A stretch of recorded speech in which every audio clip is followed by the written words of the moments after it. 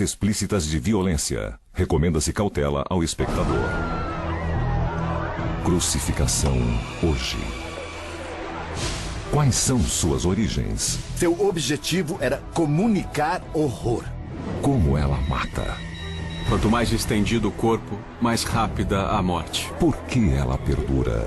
O processo pode levar 3 ou 4 horas até 3 ou 4 dias.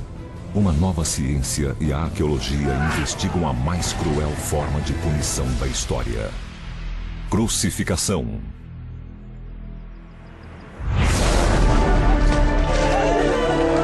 Crucificação.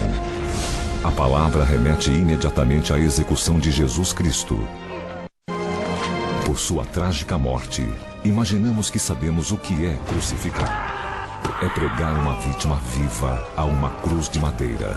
Uma verdadeira crucificação é inimaginável. A crucificação é uma das piores formas de morrer. É horrível, horrível mesmo. E não é só uma execução, é tortura seguida de execução. A crucificação pode assumir várias formas.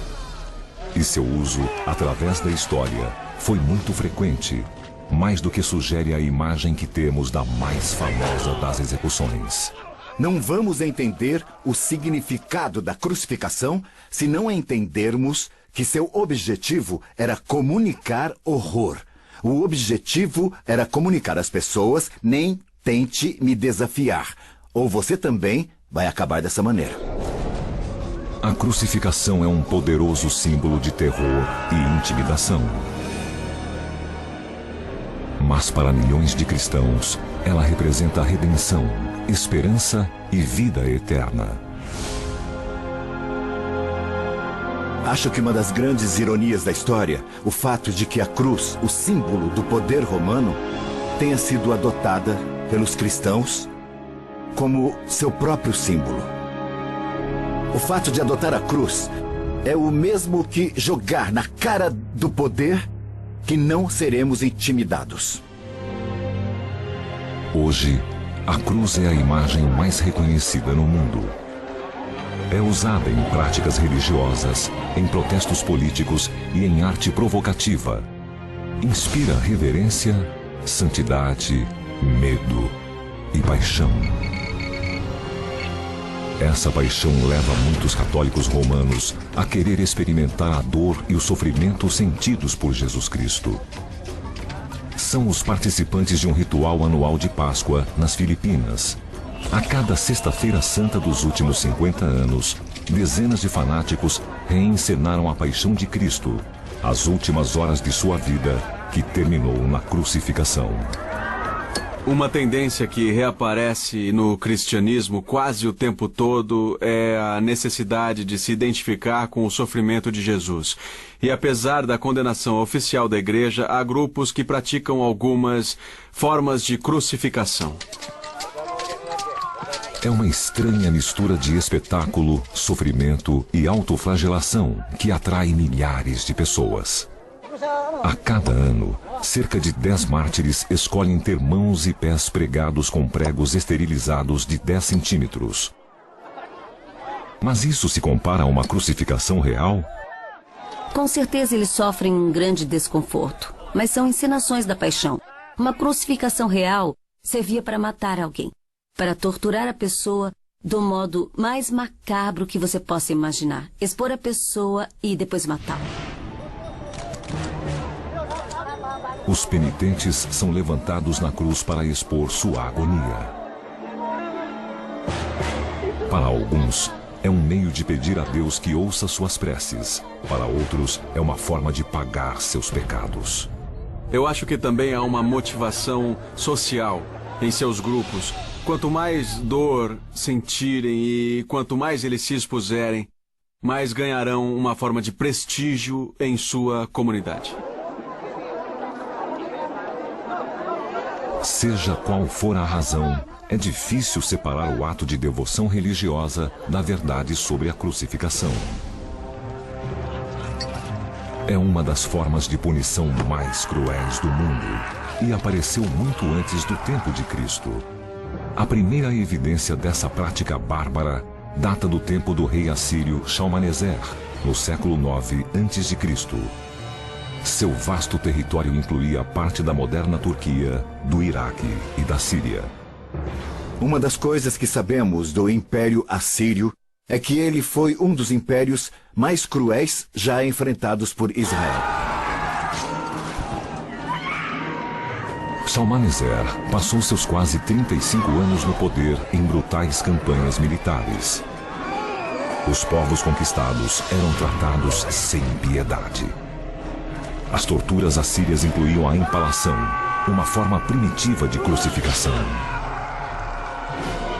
Crucificação é um termo geral para qualquer exposição de um criminoso numa cruz ou numa árvore, em um mastro pela empalação. O aspecto-chave é que são levantados e expostos ao público.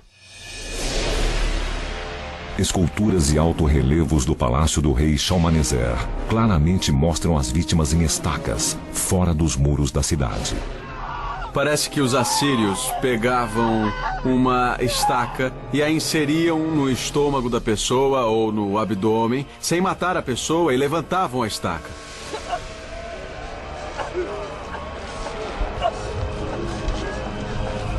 Ser empalado era algo especialmente horrível, que somava a incapacidade de respirar e de se mexer a uma dor alucinante durante o processo todo. Era muito provável que a pessoa era empalada de tal modo que nenhum órgão vital era perfurado para que vivesse mais tempo. A exibição dos inimigos empalados pelo rei Shalmaneser era uma propaganda calculada do poder assírio. Empalar, por exemplo, era usado como método não só para matar, mas para dar um recado psicológico às forças inimigas pelas quais podiam ser imobilizados. Em 518 a.C., Dario I, rei da Pérsia, esmagou uma rebelião popular na cidade de Babilônia. Determinado a dar o exemplo, Dario crucificou 3.000 babilônios capturados. A mensagem foi muito eficiente. Para começar, crucificar tanta gente significou que isso podia acontecer a qualquer um. Depois, os antigos em geral consideravam que a crucificação era a forma de morrer mais terrível que se podia imaginar. Em 332 a.C., o rei da Macedônia, Alexandre o Grande, usou punição similar sobre o povo de Tiro. Alexandre sitiou Tiro durante 7 meses. A grande cidade achava que estava fora do alcance dos exércitos de Alexandre e viu com muito horror que Alexandre e seus homens construíram uma estrada sobre o mar para chegar à ilha-cidade de Tiro.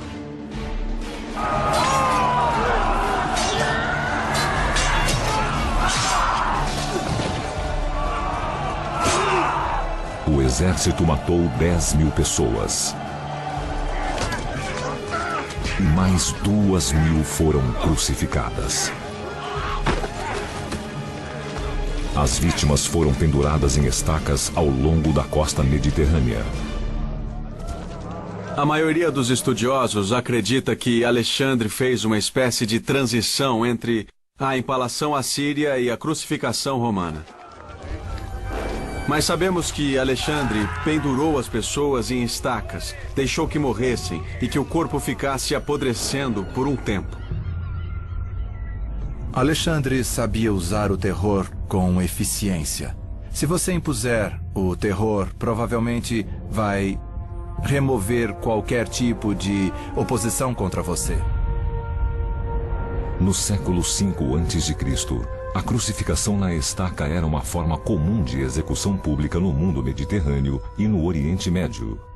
Milhares de pessoas morreram assim, mas há poucos registros que documentam os horríveis detalhes da crucificação e como as vítimas realmente morriam. Não sabemos se eram amarrados e pregados com as mãos para cima, ou nas costas, ou atrás da estaca.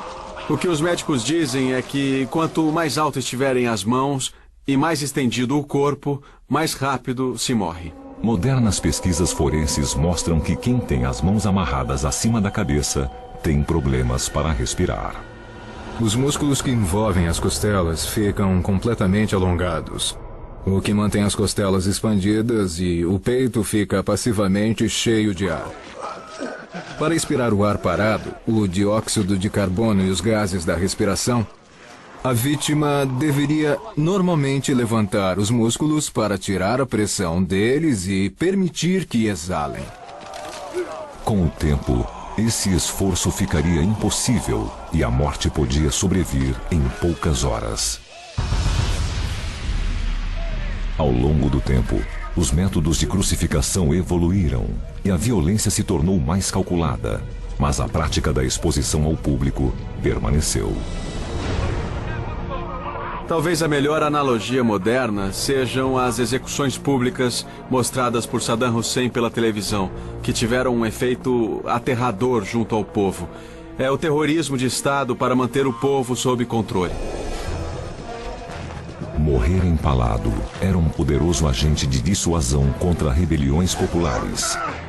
Mas no primeiro século antes de Cristo, a crucificação se tornou a maior arma do Império Romano. Hoje, cientistas forenses estão descobrindo evidências chocantes de como os romanos torturavam e matavam suas vítimas.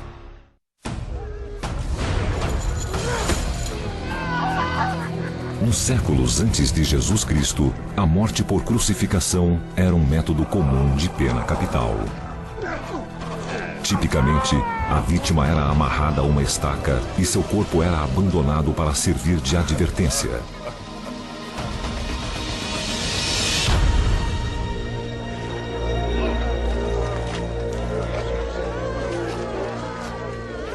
Eu acho que uma das razões de haver execuções públicas tão dolorosas é que elas funcionavam, tendiam a manter caladas as populações do antigo Mediterrâneo e do mundo antigo. Todos ficavam com medo, intimidados. Um século antes de Cristo, a República Romana era a força dominante no mundo mediterrâneo e exercia controle cerrado, desde o norte da Gália até o extremo sul do Egito. E para manter seu poder ou aumentá-lo, os governantes romanos esmagavam violentamente qualquer rebelião. A crucificação era uma forma bastante comum de execução no Império Romano. E sua prática era geral e disseminada.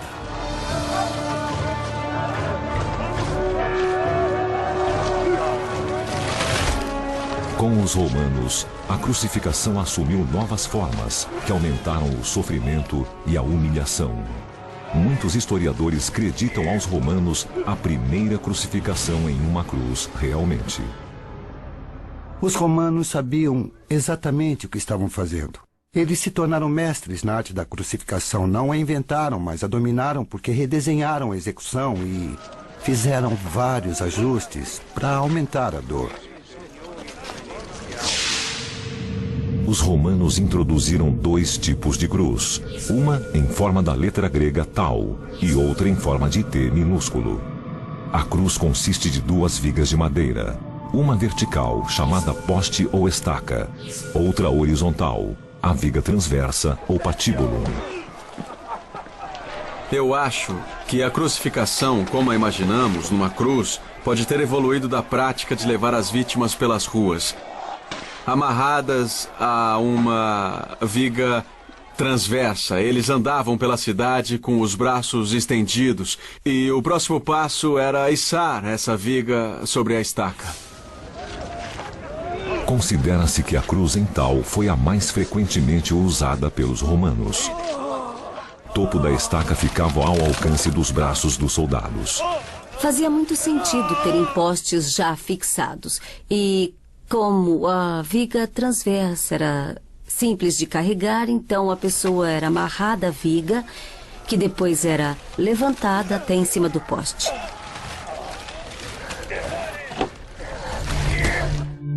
A cruz latina está associada à crucificação de Jesus. No entanto, historiadores dizem que provavelmente não foi nesse tipo de cruz que ele foi executado. O problema da cruz latina é que a estrutura inteira precisava ser levantada com a vítima já amarrada. Seu uso era muito menos frequente do que a cruz em tal. A ideia de fixar a pessoa em uma cruz muito grande e incrivelmente pesada para depois ter de levantar o conjunto inteiro de alguma maneira e fixar a cruz em um buraco no chão, não era muito prática. Eu acho que amarrar a vítima na viga transversa, para depois levantar e amarrar a viga na estaca, é mais eficiente. É mais parecido com o eficiente exército romano que controla o império. O prisioneiro condenado era pendurado na cruz de braços bem abertos, em posição de subserviência e humilhação. Era exatamente a mensagem que os romanos queriam comunicar. Os romanos crucificavam cidadãos não romanos que ameaçavam a paz, escravos desobedientes, desordeiros de toda espécie, líderes rebeldes. A tendência era que o criminoso que merecia esse tipo de execução fosse um inimigo do Estado. Em geral, ninguém era crucificado por roubar um filão de pão, mas por crimes bem maiores, e a exibição da crucificação era uma exibição do poder romano. Uma das mais conhecidas histórias de múltiplas crucificações se deu em 71 a.C., quando um ex-gladiador chamado Espartaco liderou um exército de 120 mil escravos revoltosos contra Roma. Espartaco impôs aos romanos uma série de derrotas humilhantes. Quando os romanos finalmente esmagaram o exército de Espartaco, 6.000 rebeldes foram crucificados ao longo da Via Ápia. Seus corpos formaram uma linha de 200 quilômetros de comprimento, de Capua até Roma. Foi uma mensagem muito poderosa. Ver 6.000 pessoas penduradas ao longo da estrada. Deve ter sido uma cena horrível. Os crucificados ficavam apodrecendo onde morriam, ou se decompunham em algum aterro. O corpo de Espartaco nunca foi encontrado. Ver mortes horrendas pode ter um efeito psicológico também horrendo. E os romanos queriam exatamente isso. Queriam multiplicar ao máximo o estresse pós-traumático nas populações de nações que tinham sido conquistadas. Era um calculado impacto psicológico. No primeiro século depois de Cristo, Roma ocupou a Judéia. Aqui, a crucificação era muito comum, e as legiões romanas que controlavam a terra estavam muito bem equipadas para esse tipo de punição. Qualquer membro da legião romana sabia crucificar alguém, porque eles eram bem treinados artesãos e carpinteiros, além de soldados. Segundo antigos historiadores, os métodos de crucificação variavam de acordo com o capricho e o sadismo do executor. Ficamos até com a ideia de que alguns romanos se entediaram com a mesma forma comum de execução e passaram a inovar. Nem as mulheres eram poupadas da punição. Os historiadores discutem muito o problema dos detalhes da crucificação romana. Por exemplo, as mulheres eram crucificadas de frente para a madeira ou elas ficavam de costas? Apesar de haver poucas informações sobre detalhes, o que se sabe é que os romanos prolongavam deliberadamente a agonia das vítimas. Os romanos devem ter tido um conhecimento fisiológico sofisticado para saber que tipo de... que posição acelerava a morte. Uma técnica para estender a tortura era o brutal açoite ou flagelação da vítima. O propósito da crucificação era levar à morte, mas levar à morte devagar. Devagar para que houvesse o máximo de sofrimento. O Dr. David Ball, médico com mais de 20 anos de experiência em medicina de emergência, está estudando a deterioração física que ocorre durante as várias fases da crucificação. Em seus experimentos, nos quais muitas vezes usa voluntários, ele examina e documenta as alterações físicas e traumas suportados pela vítima, da flagelação até a subida na cruz.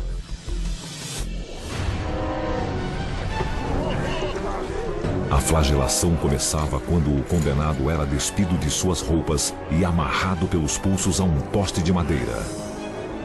Os soldados açoitavam o condenado com o chamado flagrum. Mais! Mais!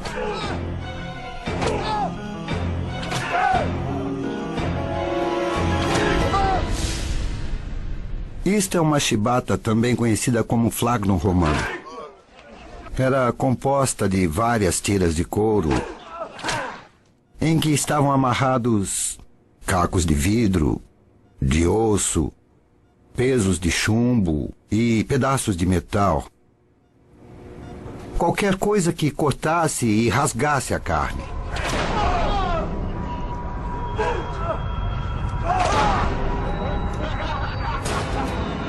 Cada chibatada era tão violenta que foi comparada a levar um tiro a queima-roupa, porque parecia com isso mesmo. Para entender o efeito da flagelação, o assistente do Dr. Ball vai açoitar um torso de fibra de vidro com a chibata romana. O torso está revestido com pele artificial para imitar o corpo humano. Isto é uma pele artificial com uma camada de uretano por fora que simula muito bem o revestimento epidérmico da pele. Depois, uma camada de espuma por baixo simula as propriedades do tecido subcutâneo. E este material vai se comportar como a pele humana, de modo muito similar. O dano inicial feito pelo flagrum é cortar e ferir o tecido superficial da pele. Numa situação dessas, com a vítima sob estresse intenso, há uma vasoconstrição, o que significa que os vasos sanguíneos da pele se contraem e não há grande quantidade de sangue nessa hora. Mas à medida que o açoite continua, traumas mais profundos ocorrem e a perda de sangue aumenta. A dor devia ser horrível. O flagrum devia fazer cortes profundos, chegando até os nervos, e cada chibatada devia trazer uma dor atroz. Quando se alcançam tecidos mais profundos, os vasos maiores não se contraem e há muita perda de sangue. O sangramento abundante causa uma diminuição do sangue em circulação, e a vítima acaba em choque hipovolêmico, ou seja, não há sangue suficiente para circular pelo coração para irrigar tecidos, músculos e órgãos. Mais! O experimento do Dr. Ball demonstra como flagelar a vítima causava ferimentos graves internos e externos. Os músculos eram rasgados e se formavam tiras basicamente de tecido de carne que sangravam abundantemente.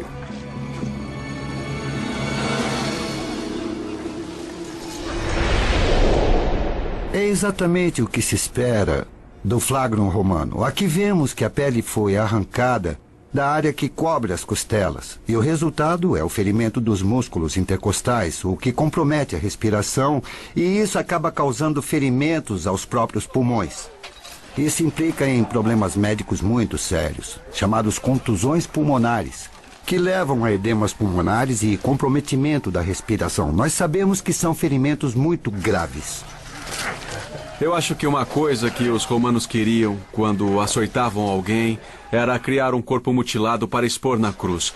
Os ferimentos e pancadas e arranhões e hematomas do corpo realmente criavam uma espécie de experiência visceral nos observadores que assistiam à crucificação.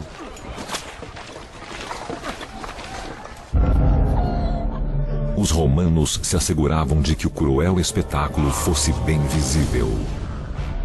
No primeiro século depois de Cristo, isso era especialmente importante na província da Judéia, hoje Israel, onde as pessoas resistiam ao controle romano. Sua insatisfação logo irromperia em violentas rebeliões que os romanos reprimiram sem piedade.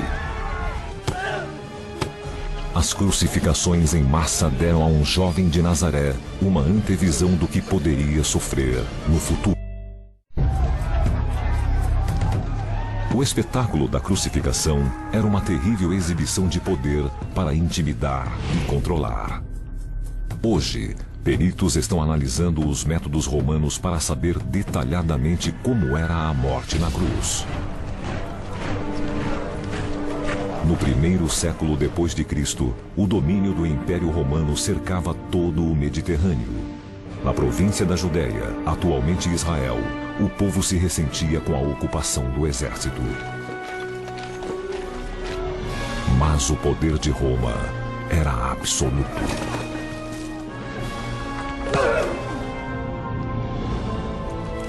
Romanos e judeus tinham uma relação muito antagônica. Não vamos esquecer que houve várias guerras entre judeus e romanos e o ambiente era muito tenso. Os romanos eram onipresentes e queriam comunicar algumas ideias cruciais. Primeiro, não tentem se opor a nós. Segundo, não tentem desestabilizar a sociedade que estamos querendo impor. E terceiro, não pense que você tem alguma chance de vencer nosso poderoso exército.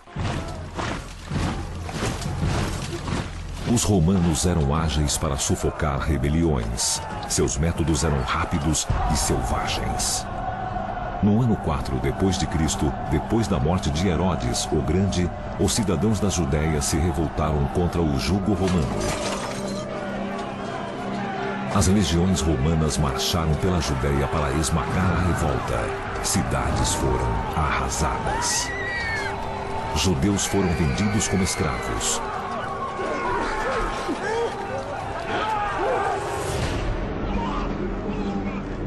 Cerca de 2.000 revoltosos foram crucificados.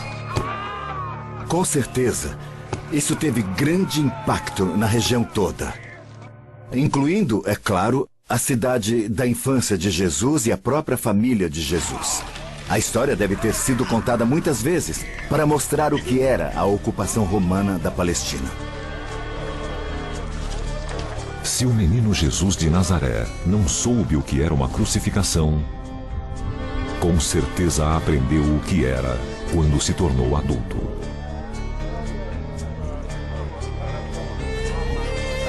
Por volta do ano 33, Jesus foi a Jerusalém para celebrar ali o dia sagrado da Páscoa judaica. A população aumentava muito nessa área relativamente pequena. Todos ali celebravam o quê? Celebravam a liberdade da opressão do Egito. Os soldados romanos ficavam em alerta total contra qualquer distúrbio. Logo identificaram Jesus como sendo um agitador que ameaçava romper a Pax Romana, a paz romana.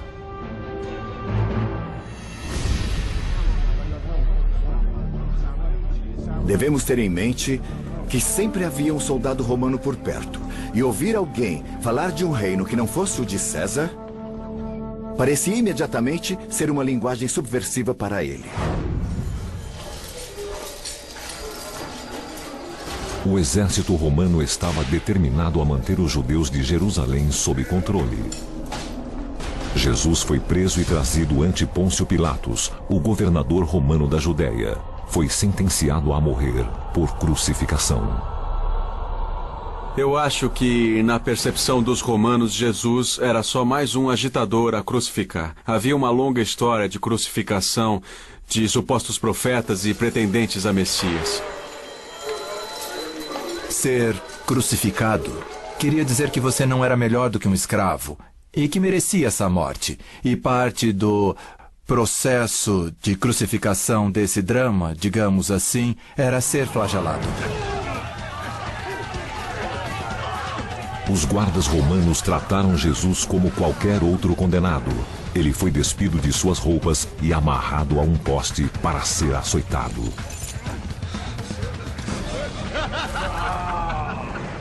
Costumava haver 2 soldados romanos no castigo, um de cada lado do condenado.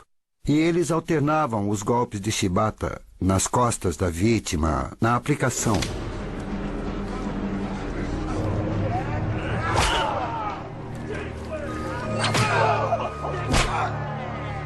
A severidade do açoite dependia da crueldade dos soldados.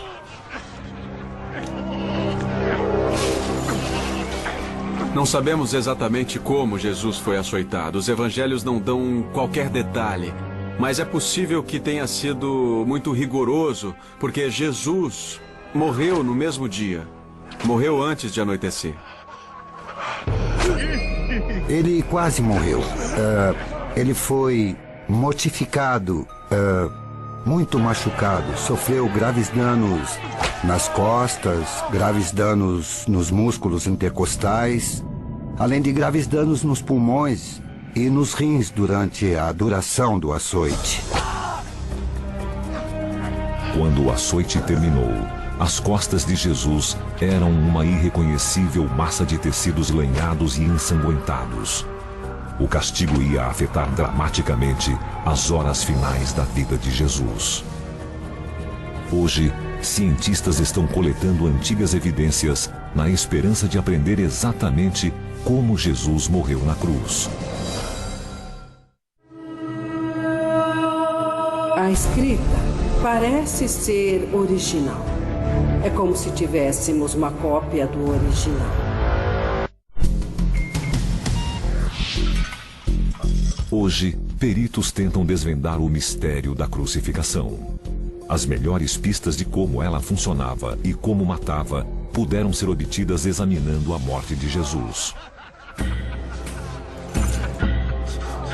Ano 33, Jerusalém. Jesus de Nazaré foi sentenciado a morrer por crucificação. O processo de morte começou com um brutal açoite pelos soldados romanos.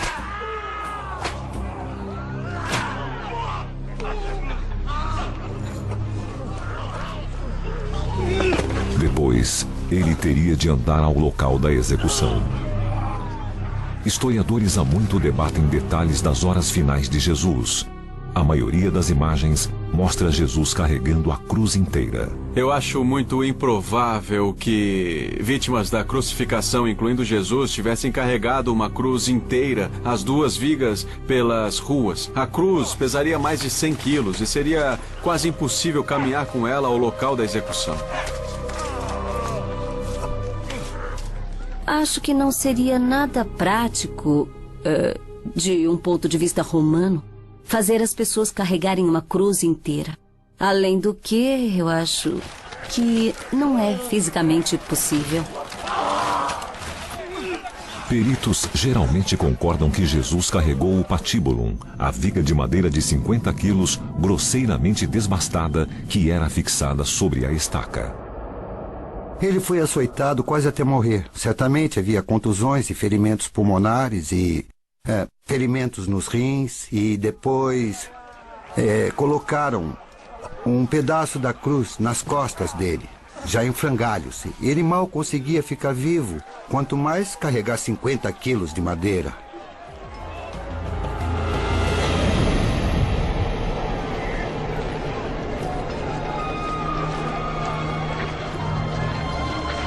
A essa altura, a vítima já devia estar quase em choque, com a perda de sangue do açoite. Então, colocar uma viga de madeira de 50 quilos nas costas da pessoa e amarrá-la equivalia a solicitar o coração a bombear cada vez mais para suprir os músculos das pernas para a pessoa chegar ao local da execução.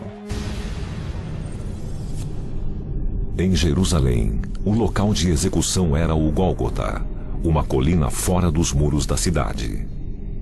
Ali, os postes verticais ou estacas já ficavam montados no chão. Jesus foi forçado a andar quase 2 quilômetros por uma sequência de ruas da cidade, hoje conhecida como Via Dolorosa. Castigos capitais, até recentemente, sempre foram um grande espetáculo para o público, como se existisse uma espécie de fascinação macabra com a morte ou mesmo com o horror.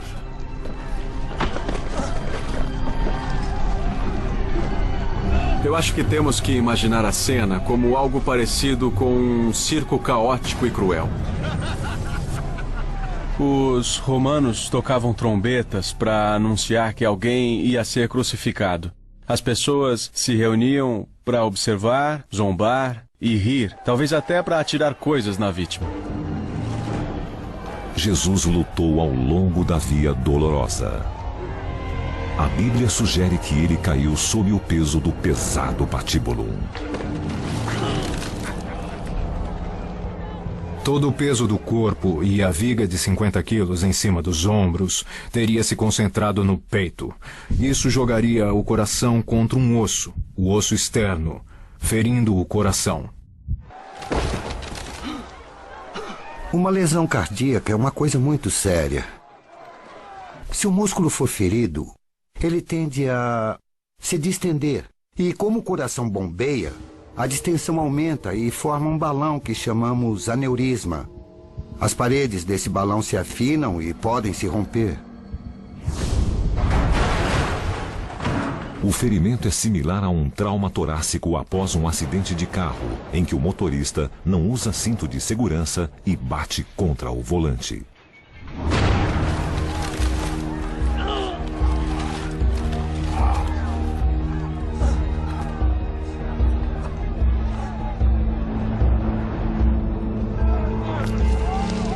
A procissão finalmente chegou ao Gólgota.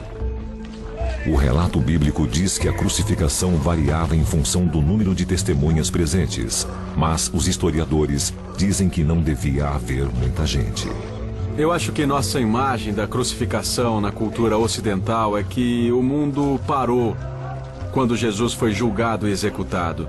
Que toda Jerusalém estava observando o evento e que Roma estava preocupada. Na verdade, aquele foi um evento bastante corriqueiro. Foi só outra crucificação de um judeu maluco aos olhos dos romanos que só dava dor de cabeça. Jesus foi despido de suas roupas. E os soldados se prepararam para pregá-lo no patíbulo, para depois levantar o corpo na estaca. Mas o que aconteceu depois exatamente? A Bíblia nos diz que Jesus foi crucificado, mas não dá detalhes de como a crucificação foi feita. Nada foi descrito. Imaginaram que os espectadores já sabiam como era. Hoje, mesmo os elementos mais geralmente aceitos, como o formato da cruz, o uso de pregos e a posição do corpo, estão abertos à discussão. E apesar de milhares de crucificações terem ocorrido ao longo do tempo, evidências arqueológicas delas são surpreendentemente escassas. Por mais espetacular que fosse uma crucificação, deixaria rastros só por acidente. A madeira apodrece, as cordas também. Na verdade, tudo desaparece e não deixa sinal. O ferro era valioso. Um prego podia ser reutilizado. Não era uma coisa que se jogava fora com o corpo da vítima. Os pregos eram reutilizados. É possível que os pregos das crucificações fossem coletados depois. Nós sabemos que absolutamente tudo da pessoa era coletado. Todos os fluidos corporais, dedos, as cordas, tudo adquiria poderes mágicos. Até meados do século XX, o conhecimento de crucificações se baseava exclusivamente nos evangelhos e em poucos escritos antigos. Mas no verão de 1968, trabalhadores que faziam uma escavação em um subúrbio de Jerusalém fizeram uma descoberta surpreendente. Fechados em uma caixa de pedra chamada ossuário, estavam os ossos de um homem de cerca de 30 anos de idade. A inscrição na caixa de pedra identificava o homem como um judeu chamado Yehohanan, que morreu mais ou menos na época de Jesus.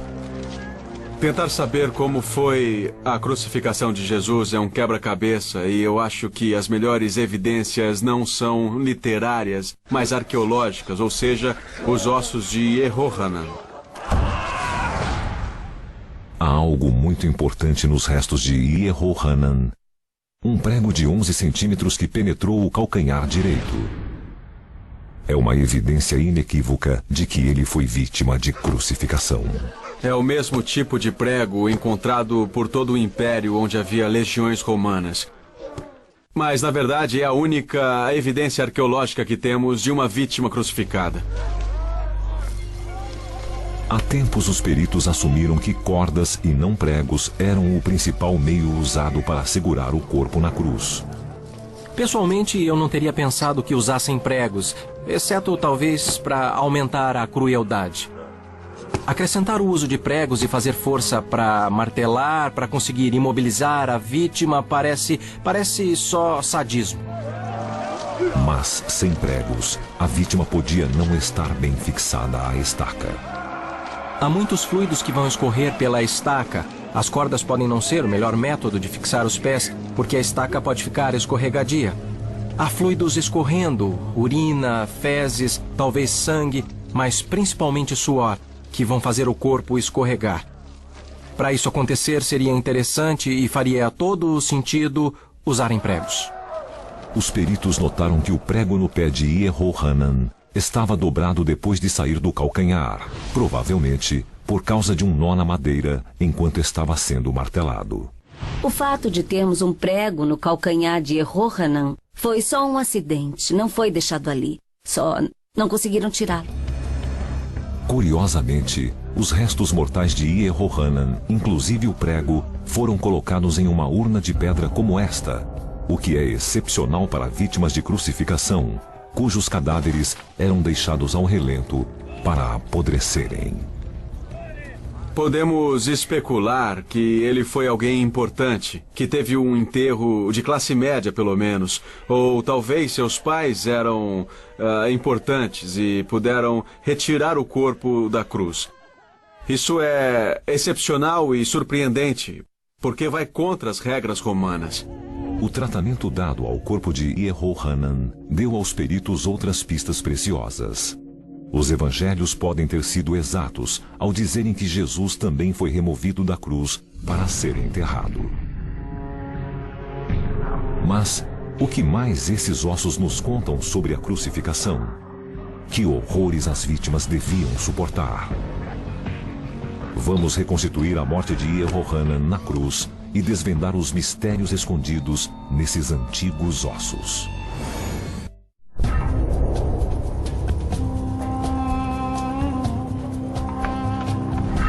Em 1968, a tumba de um antigo israelita foi descoberta em Jerusalém. O nome do homem, Yehohanan, estava inscrito na caixa de pedra. Ele viveu no tempo de Jesus e tinha a mesma idade dele quando foi crucificado. Seus ossos nos deram a primeira evidência física de uma crucificação. Um prego de 11 centímetros penetrando o calcanhar direito. Os restos de Yehohanan foram fotografados, medidos e analisados e rapidamente reenterrados. É muito frustrante, no caso de Yehohanan, que só tenhamos fotografias para trabalhar. Mas isso está ligado às severas leis judaicas quanto ao tratamento que se dá a restos humanos. Poderíamos saber muito mais coisas fazendo análises químicas e também testes. A doutora Sarah Stroop, perita em antiga cultura romana e arqueologia, é da Universidade de Washington. O perito em reconstituição Scott Yonker vai construir uma réplica do esqueleto de Yehohanan em tamanho real. Os ombros estão frouxos. As dimensões dos ossos artificiais se baseiam em dados demográficos de Yehohanan e medidas feitas em seus restos mortais. A doutora Stroop acredita que a reconstituição vai ajudar a revelar detalhes de como eram as crucificações. O que notamos é que certas formas de crucificação funcionavam mais do que outras. A doutora Stroop começa analisando fotos e diagramas dos restos de Yehohanan. O maxilar e as extremidades fornecem pistas de quem era Yehohanan e como morreu. Os dentes eram bons, não tinha cáries. Parece que tinha uma boa nutrição e boa higiene, devia ser de boa família, ele era jovem e tinha saúde, até que foi crucificado, quer dizer, ele não teve muita sorte. O que exatamente esses ossos podem nos contar sobre a crucificação de Yehohanan? Alguns peritos especulam que esta pequena abrasão perto do pulso pode vir do prego usado para fixar o braço dele na cruz, mas a doutora Stroop não crê. As fotos não sugerem pregos nos braços. Não acho que seja uma boa explicação para a marca que vemos aqui. Mas vejo muitos fragmentos dos ossos das mãos, outros danos nos ossos do braço, talvez uma fratura. A evidência sugere que nem sempre usaram pregos para fixar a parte superior do corpo na cruz. Podiam usar pregos nas mãos como maneira de aumentar o sofrimento, mas o modo mais prático de fixar os braços no alto da cruz era com cordas. Era mais rápido, mais fácil de levantar o corpo e mais fácil de baixar o corpo. Os ossos das pernas revelam mais sobre o sofrimento de Yehohanan na cruz. A fíbula e a tíbia das duas pernas estão fragmentadas logo acima do tornozelo. Os dois ossos quebrados bem aqui, aproximadamente no mesmo lugar, na mesma altura da perna, me faz pensar que as fraturas foram intencionais. Pode ser o resultado da crurifragium, uma técnica romana em que as pernas eram quebradas para acelerar a morte.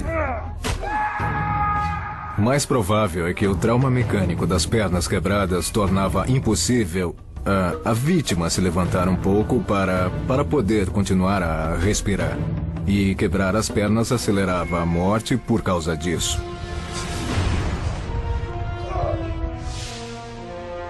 Mas as pernas de Yehohanan podem ter se quebrado após sua morte. Quando foi baixado da cruz, se os braços foram desamarrados primeiro e o corpo caiu para frente com os pés ainda amarrados, poderia haver uma força suficiente para quebrar as pernas. Este pedaço de osso é a evidência mais convincente da crucificação de Yehohanan e oferece aos cientistas novas percepções sobre como os pés das vítimas eram fixados na cruz. Versões artísticas da crucificação mostram o pé direito de Jesus sobre o esquerdo, com um único prego atravessando os dois pés. Mas foi assim mesmo? Isso não seria um jeito prático para crucificar alguém. O melhor jeito de fazer isso é usar um osso grande que suporte o peso. Os pés de Yehohanan foram pregados de modo a garantir sua fixação na cruz. Os pés ficaram paralelos e o prego passou pelo grande osso do tornozelo. O prego passaria por aqui, por essa parte do pé e por dentro da estaca. Peritos também descobriram vestígios de madeira entre a cabeça do prego e o calcanhar. Parece que usavam uma pequena tábua de madeira antes do prego chegar ao pé para dar mais estabilidade. Antes de penetrar no calcanhar, o prego passa pelo periósteo, uma densa membrana que contém vasos sanguíneos que dão nutrição e sensibilidade ao osso. O que recobre os ossos, o periósteo, é muito sensível e, portanto, extremamente doloroso. Por isso, ossos quebrados doem tanto. Passar um prego pelo calcanhar claramente acrescentava um elemento de tortura, mas nossa reconstituição também revelou uma razão prática para fixar os pés nessa posição. É que isso prolonga tanto o sofrimento quanto o espetáculo da crucificação, porque aumenta o tempo de sobrevivência da vítima.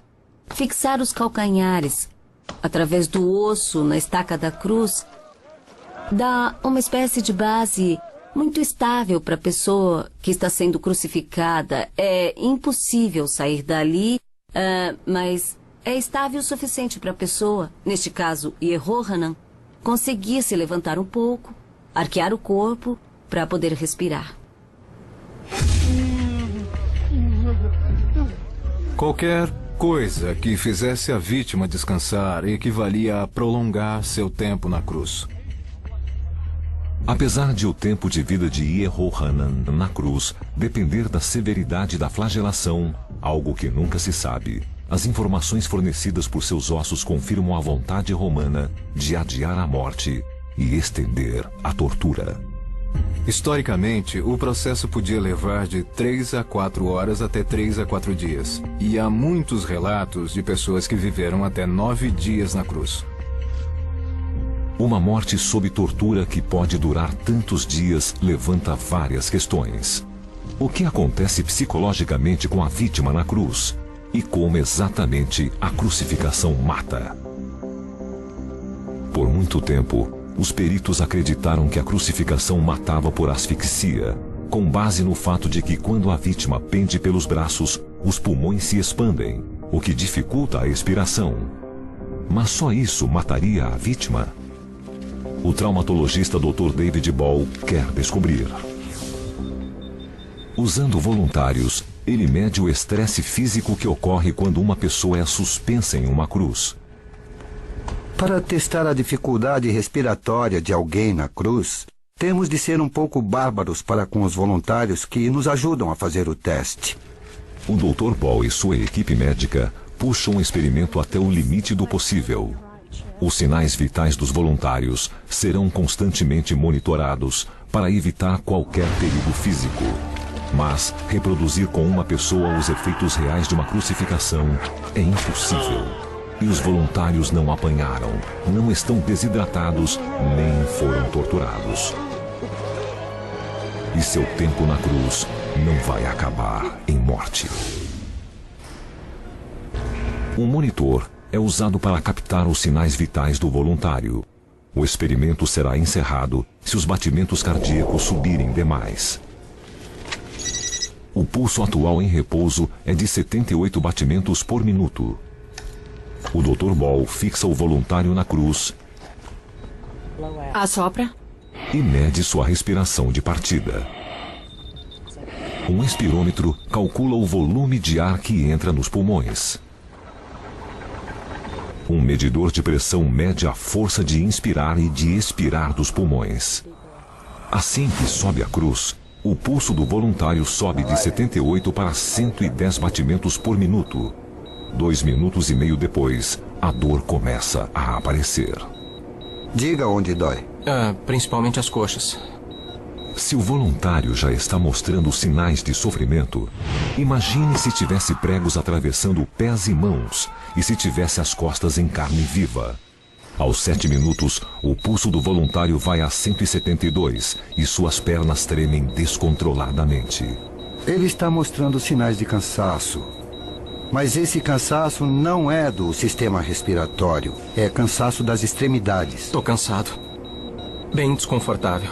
As pernas estão muito cansadas. Depois de 15 minutos e 20 segundos, o voluntário chega a seu limite. A dor nos braços e pernas fica insuportável. Agora eu quero descer.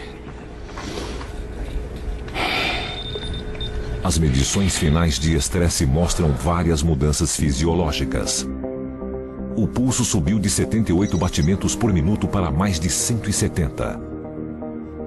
Isso significa que o coração tem de trabalhar muito mais para bombear sangue e oxigênio para os tecidos. O espirômetro mostra que a capacidade respiratória do voluntário caiu quase 10%. Sentiu alguma pressão no peito ou sentiu algum peso? Senti sim, eu queria respirar fundo. O medidor de pressão mostrou um aumento, o que significa maior esforço para respirar. Quando o volume respiratório dos pulmões diminui, tentamos gerar mais pressão, como vemos nos crucificados. A pessoa sente que precisa respirar muito mais fundo. A respiração de quem é pendurado na cruz é claramente impactada. Com o tempo, isso pode ser fatal, mas esse impacto sozinho não basta para dizermos que seja a única causa de morte. Não acho certo dizer que há uma só causa de morte na cruz. Com certeza há múltiplos fatores que interferem em uma crucificação padrão. Os experimentos do Dr. Ball mostram que ficar pendurado na cruz é só mais um abuso na cruel condenação por crucificação. Mas que outros fatores podem fazer o corpo morrer? Um dos meios de responder a isso é analisar a crucificação de Jesus. Ano 33, Jerusalém. A morte dele foi relativamente rápida pelos padrões romanos. Quinta-feira à noite, na Páscoa judaica, Jesus foi preso. Na sexta-feira de manhã, os soldados já se preparavam para pregá-lo na cruz e ele morreu na mesma tarde. Se uma pessoa crucificada pode sobreviver dias na cruz, por que Jesus morreu tão depressa?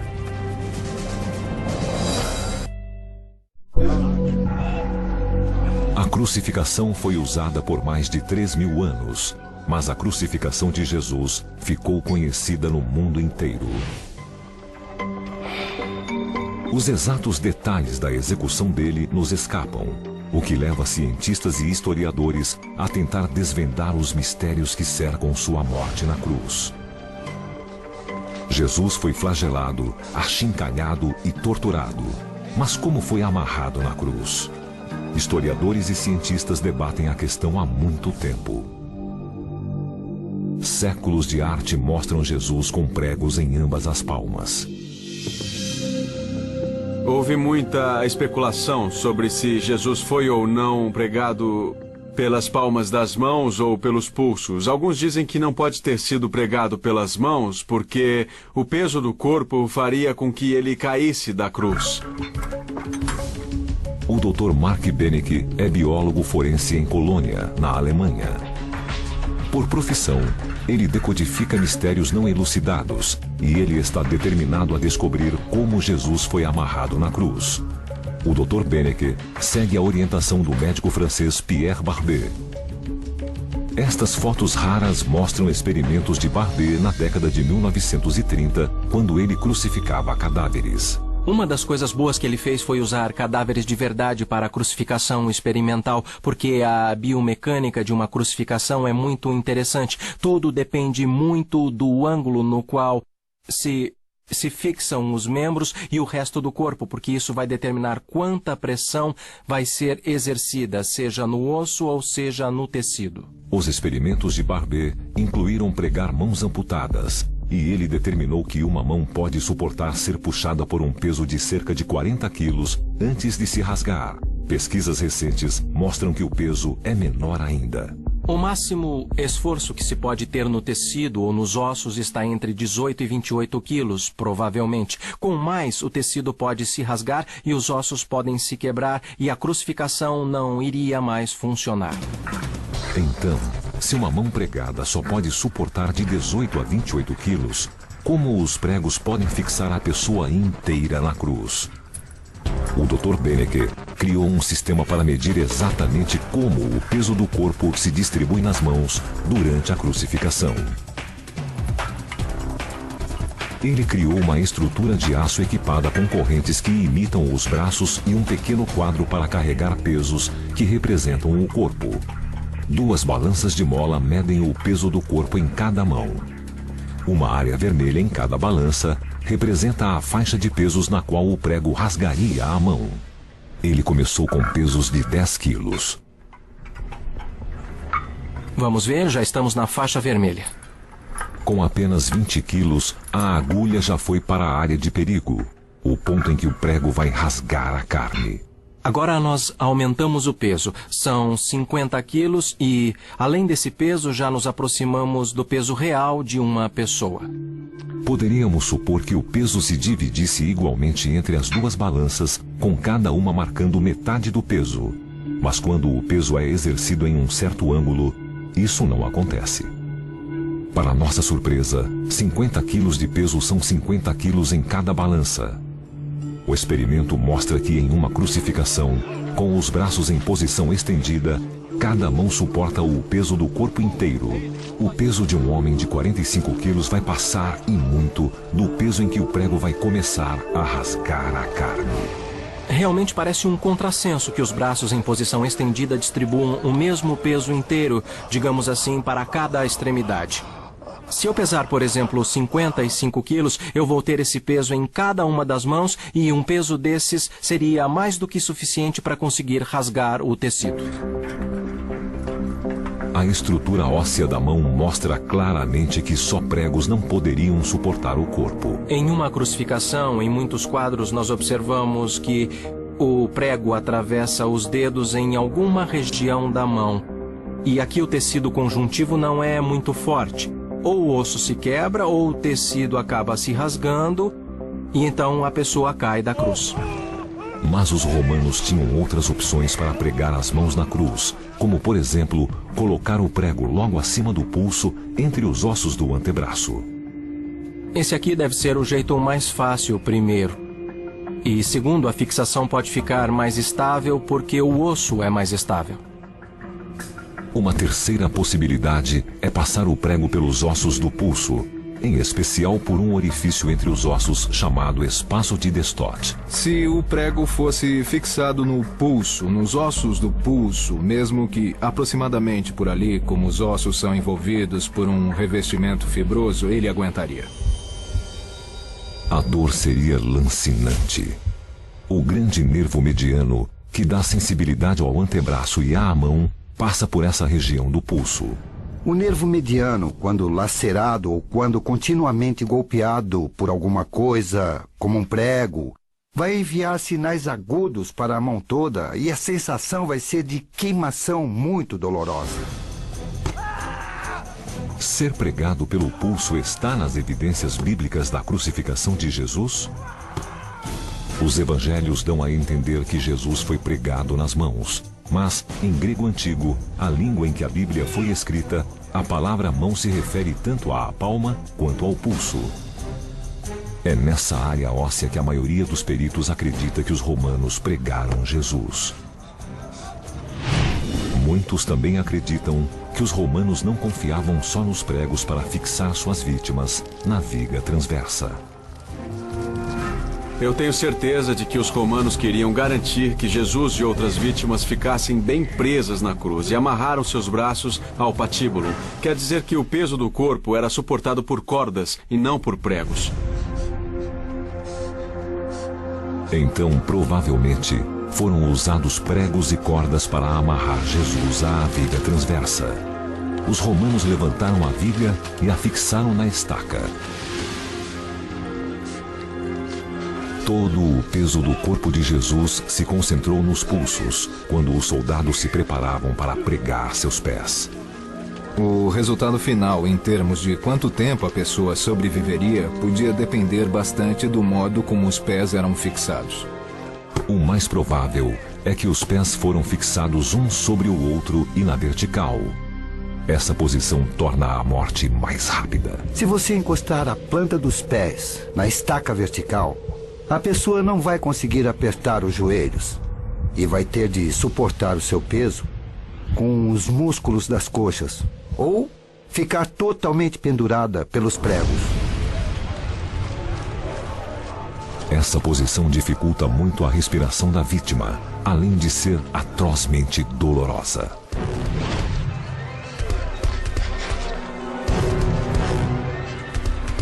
Há uma série de nervos que passam pelo pé nessa região.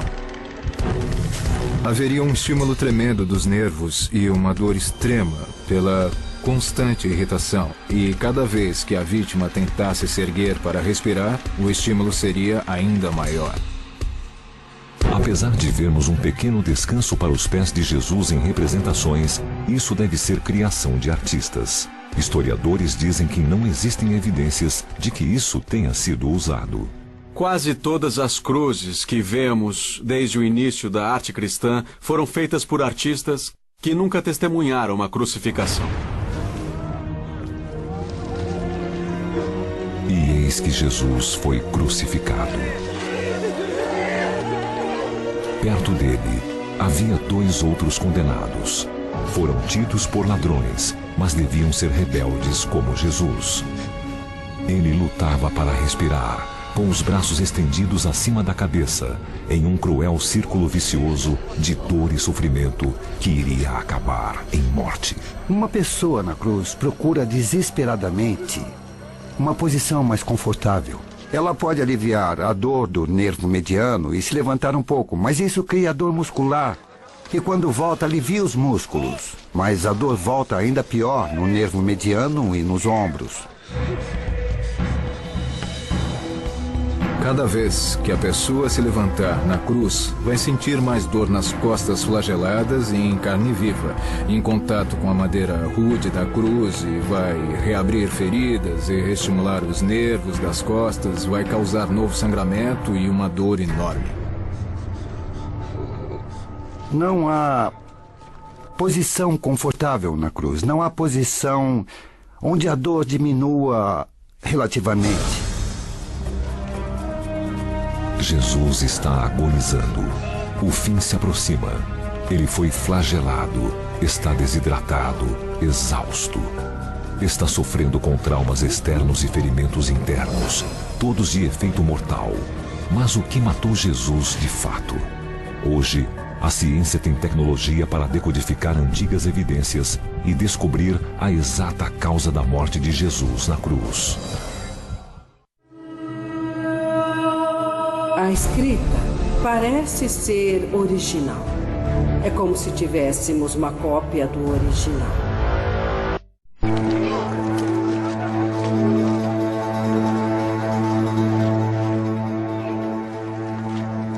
Fora dos muros de Jerusalém, Jesus Cristo foi pregado em uma cruz, no Gólgota. Ano 33, Jerusalém. Desde que foi preso, 9 horas atrás, ele foi flagelado e espancado. Seu corpo crucificado está transpassado de dor e ele luta para respirar. A crueldade está claramente vencendo. Mas qual a causa final da morte de Jesus? Tanta coisa acontece ao mesmo tempo que qualquer uma pode ser a real causa da morte a certa altura. Desidratação, perda de sangue, ou um trauma muscular muito grave. Peritos médicos especulam que a deterioração física de Jesus começou pela exaustão. Ele não dormia havia 24 horas, desde que foi preso, e não comeu nem bebeu nada.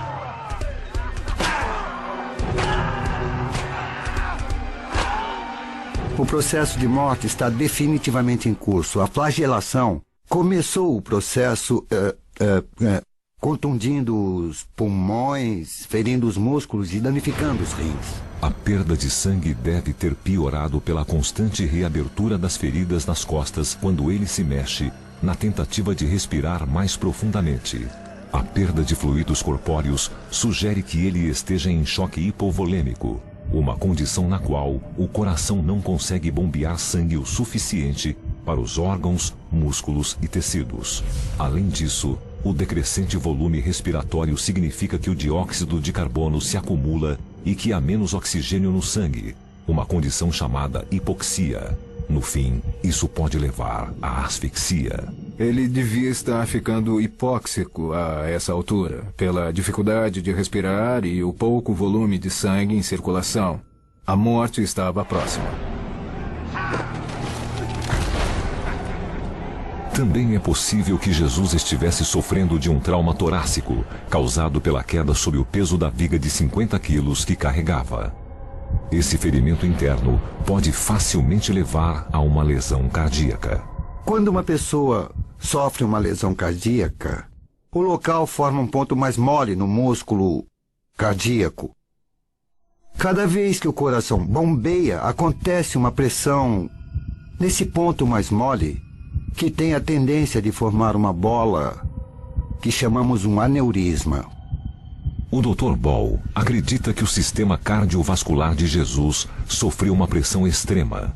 Com o coração batendo a mais de 170 vezes por minuto, um aneurisma criou uma condição gravíssima, com alto risco de se romper. E há outro fator que pode contribuir para a morte de qualquer vítima na cruz. A dor da crucificação é inimaginável. Pelo que eu ouvi da boca dos médicos, a dor é permanente e é tão lancinante que as funções físicas se rendem. Você simplesmente morre de dor. Qualquer dessas causas pode ser fatal. Mas Jesus ainda não havia desistido.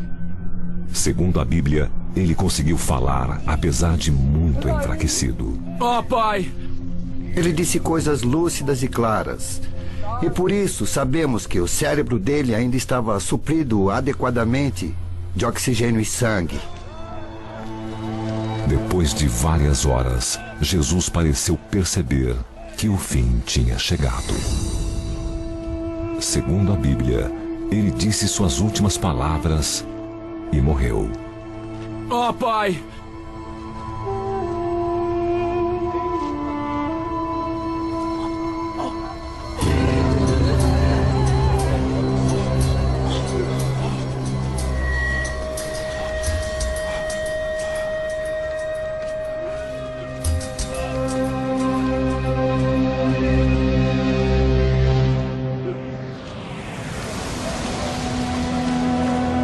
tivesse morrido de choque hipovolêmico, como querem alguns, o mais provável é que ele desmaiasse e não teria podido gritar alguma coisa para logo depois morrer. Outras teorias veem a asfixia como causa da morte, mas isso também parece improvável. Se ele teve ar suficiente nos pulmões para gritar, ele não estava, vamos dizer, para morrer de asfixia. Não pode ser. Jesus teve a força e a clareza mental para gritar.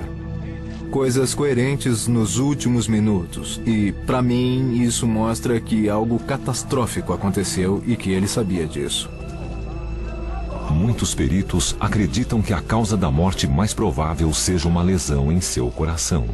O coração dele falhou gradualmente e fluidos começaram a se acumular nos pulmões e em volta deles, e também em volta do coração, na membrana que o envolve, o pericárdio.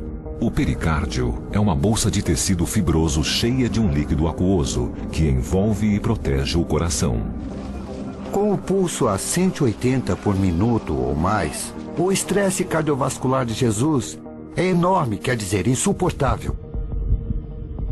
O Dr. Ball crê firmemente que a lesão do coração submetido a estresse intenso se rompeu. Foi como ter um ataque cardíaco. Jesus sabia que a morte era iminente. O coração continuou a bater, a cada batida mandando sangue para o pericárdio, até que finalmente ele parou. O coração se rompeu, deixou de funcionar, de bombear, e é uma bola no pericárdio sob uma grande pressão. A prova final para o Dr. Ball foi dada pela lança do soldado romano. Segundo o Evangelho de João, um soldado romano pegou sua lança e transpassou Jesus para ter certeza de que ele estava morto.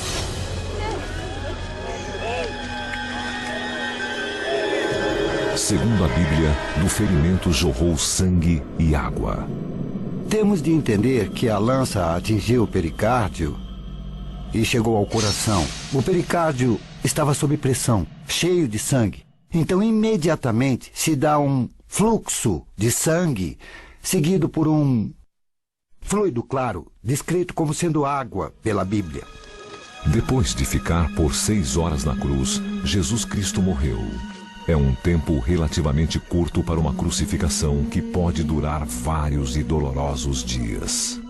Nosso conceito do sofrimento de Jesus, a meu ver, não deveria estar focado no fato de ser extremamente doloroso, mas tristemente no fato desse sofrimento ser tão comum como foi. De início, a morte de Jesus reforça a percepção da cruz como um horrível meio de opressão. Mas o simbolismo da crucificação vai sofrer uma irônica transformação. Como esse instrumento de tortura e execução se tornou um símbolo de esperança e salvação, apesar de continuar sendo usado para matar até os séculos 20 e 21.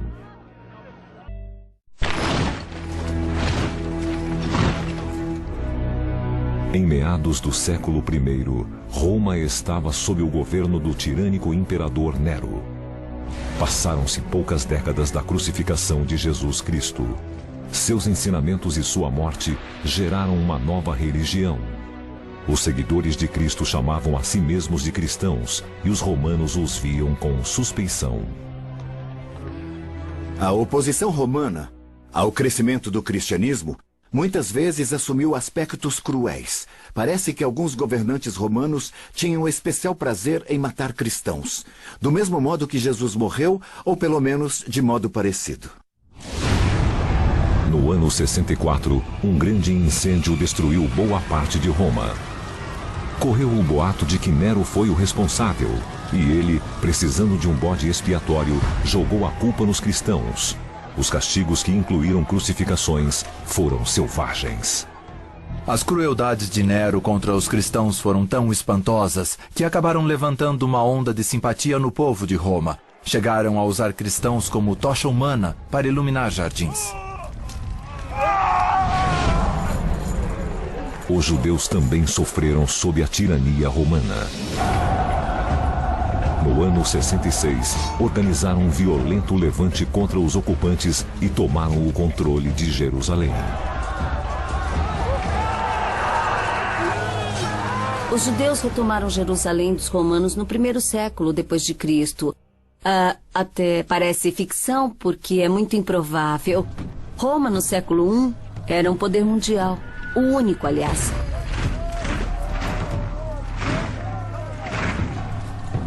Quatro legiões romanas cercaram Jerusalém e sitiaram a cidade. A fome forçou muitos a saírem da cidade para procurar alimento. Dizem que os romanos capturaram e crucificaram até 500 judeus por dia. O cerco enfraqueceu tanto a população que muitos soldados doentes não conseguiam lutar. Após 7 meses, os romanos venceram a resistência. Roma continuou a usar a crucificação tanto como punição quanto como dissuasão nos 250 anos seguintes até o século IV, quando os deuses romanos foram destronados pelo cristianismo. No ano 312, o general romano Constantino lutava pelo controle do Império Romano do Ocidente. Às vésperas de uma batalha crucial, Constantino declarou ter tido uma visão. Constantino teve uma visão. E nessa visão, ele viu um símbolo. Que símbolo foi esse exatamente? É algo controverso, mas alguns dizem que foi uma cruz. No dia seguinte, ele esmagou o exército inimigo e foi declarado governador de todo o Império Romano do Ocidente. A visão milagrosa, segundo Constantino, o inspirou a aceitar o cristianismo. Estudiosos da Roma Antiga discutem se Constantino o Grande realmente teve uma visão ou se foi mais um argumento político. Ele pode ter reconhecido que o cristianismo, uma religião emergente, se tornava muito importante. No ano 313, o cristianismo se tornou a religião oficial do Império Romano. Constantino transformou Jerusalém em cidade sagrada dos cristãos e aboliu a crucificação como meio de execução de penas capitais. No governo de Constantino, a cruz se tornou um símbolo positivo pela primeira vez e símbolo do cristianismo. E, por isso mesmo, não podia mais ser usada para infligir uma morte vergonhosa. A cruz, antes identificada como o mais terrível tipo de execução, um objeto que causava terror nos corações humanos, era agora símbolo de piedade e fé. A cruz se tornou o símbolo de identidade dos cristãos. Foi usada para dar forma às suas igrejas, foi usada em seus rituais e foi usada em todo tipo de arte. O cristianismo se tornou a maior religião do mundo e a crucificação ficou sendo associada quase que exclusivamente a Jesus. Seu uso desapareceu durante os 1200 anos seguintes, até o século XVI, em um lugar do mundo muito diferente. 1597 d.C., Japão. Em 1597, o imperador do Japão temeu que missionários cristãos estivessem conspirando para derrubar o regime, e 26 acusados de conspiração foram condenados a morrer por crucificação. Depois de quase 1300 anos, a antiga punição romana estava de volta. Em Roma, nem sempre se sabia qual tinha sido o crime. No Japão, o crime foi explicitado pela execução. O crime ali foi essa gente ser cristã. Japão. Os condenados foram forçados a marchar mais de 900 quilômetros de Kyoto ao local da crucificação em Nagasaki. Essa execução não foi uma sucessão de torturas como as crucificações romanas. Ela serviu mais como uma afirmação política e mais como um espetáculo. As execuções começavam em cada ponta da fila de cruzes.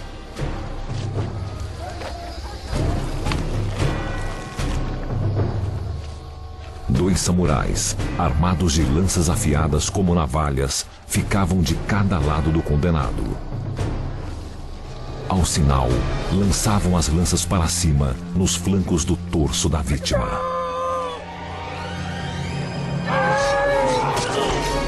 O trauma interno é tal que a morte é quase imediata. O uso de uma lança de cada lado vai atingir órgãos vitais. Se perfurar o pulmão, a pessoa não vai respirar mais. E se não morrer de outra coisa, definitivamente vai morrer disso. Também são cortadas grandes artérias e vai haver hemorragias. Apesar de raramente documentada pelos romanos, a crucificação persistiu ao longo dos séculos.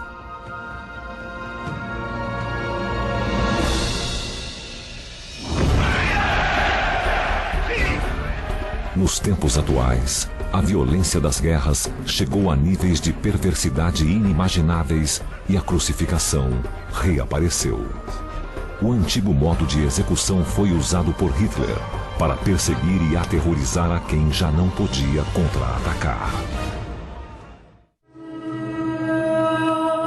A escrita parece ser original. É como se tivéssemos uma cópia do original. A crucificação, uma antiga forma de brutalidade, ainda pode ser encontrada em recantos obscuros do mundo atual. Durante a Segunda Grande Guerra, os nazistas usaram a crucificação para torturar prisioneiros judeus. Sempre foi um espetáculo, sempre foi sádico. Mas foi usado contra pessoas que eram uma ameaça ou que tinham cometido atos contra o Estado. O uso da crucificação contra quem já é vítima, já é cativo e não tem como reagir, me parece especialmente perverso.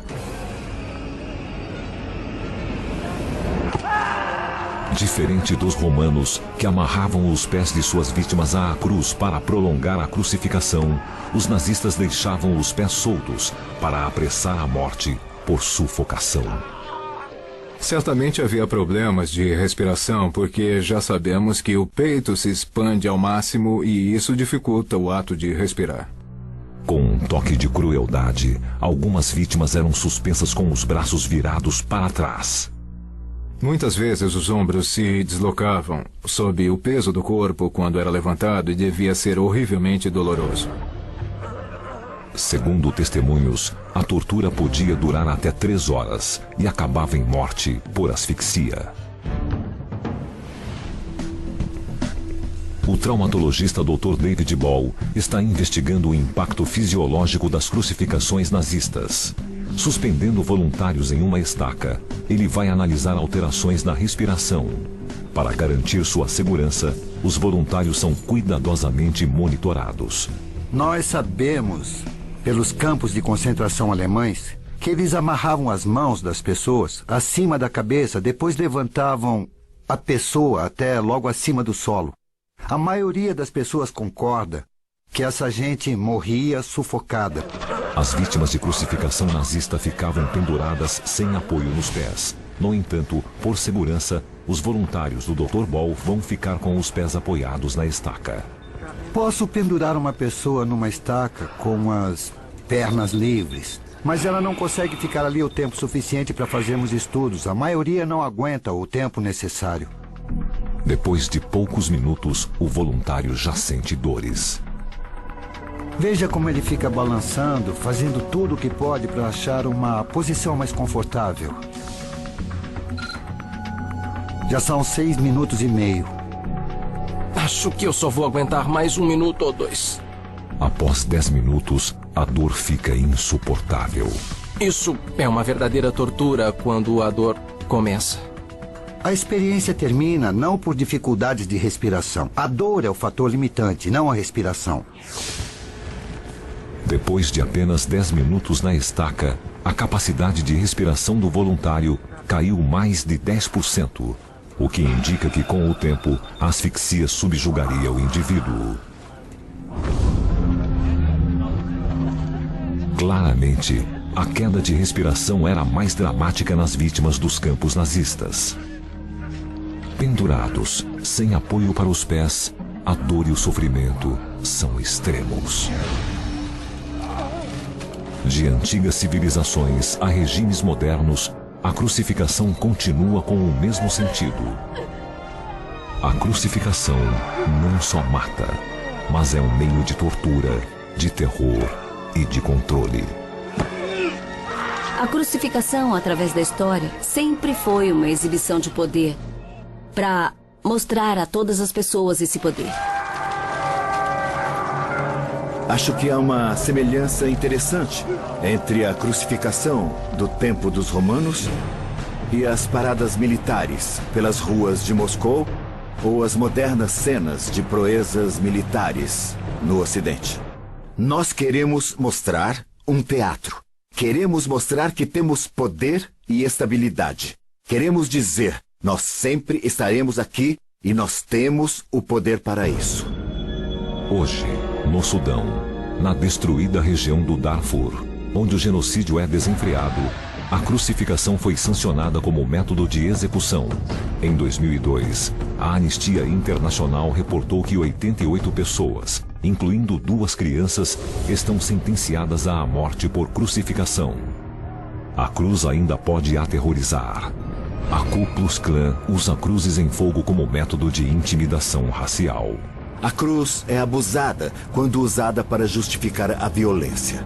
Vejo muitas fotos de afro-americanos sendo linchados e abuso cometidos por soldados em tempo de guerra.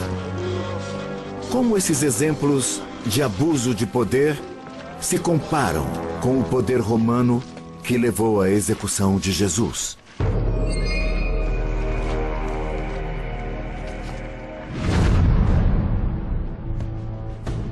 Hoje, a imagem da morte torturante de Jesus na cruz permanece um ícone dos mais fortes. Quando o cristianismo adotou a cruz como símbolo básico, também definiu a si mesmo como uma religião focada no sofrimento, focada na expiação. Então a própria cruz, talvez mais do que qualquer livro escrito, teve profundo impacto sobre como os cristãos encaram sua religião e sua experiência religiosa. Mas a cruz e as raízes da crucificação remontam a muito tempo antes de Cristo. Ele foi apenas mais uma das muitas vítimas dessa brutal sentença de morte. A crucificação deveria ser um aviso. Deveria fazer com que nós questionássemos qualquer tratamento injusto e horrível de pessoas. E a cruz deveria ser um símbolo que diz: nunca trate uma pessoa dessa maneira.